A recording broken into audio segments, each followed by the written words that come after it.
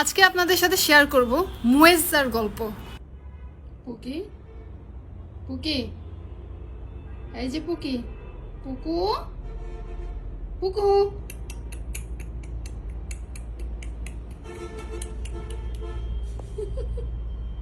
এই গল্পটি লোকমুখে ঘুরে ফিরে আমরা সবাই কম বেশি জানি। হ্যাঁ, রাসূলুল্লাহ সাল্লাল্লাহু আলাইহি সাল্লামের এক আদরের বিড়াল ছিল মুয়েজ্জা। একদিন তার পবিত্র পরিচ্ছদের একাংশে বিড়ালটা পরম ভালোবেসে ঘুমিয়েছিল।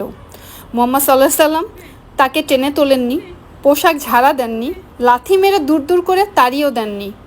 ঘুম ভেঙে যেতে পারে ভেবে পাছে বিড়ালটার কষ্ট হয় তাই গায়ে হাত বুলিয়ে ডাকও দেননি। জেনে সত্যিই অবাক হবেন কি করেছিলেন তিনি যা করেছেন তা কেউ কল্পনাও করতে পারবে না। বাস্তবে করা তো অনেক দূরের ব্যাপার। মুহাম্মদ সাল্লাল্লাহু আলাইহি সাল্লাম আলতো করে ঘুমন্ত বিড়ালটার সমপরিমাণ জায়গা রেখে বাকি কাপড়টুকু কেটে ফেলেছিলেন। ছেঁড়া পোশাকটি গায়ে চড়িয়ে দিব্যি নামাজে রওনা দিয়ে চলে গেলেন উনি। কতই না ভালোবাসা ছিল তার মুয়েজ্জার জন্য। তিনি এই সামান্য বিড়াল প্রাণীটিকে কতই না ভালোবাসতেন, অথচ আমরা কি করি?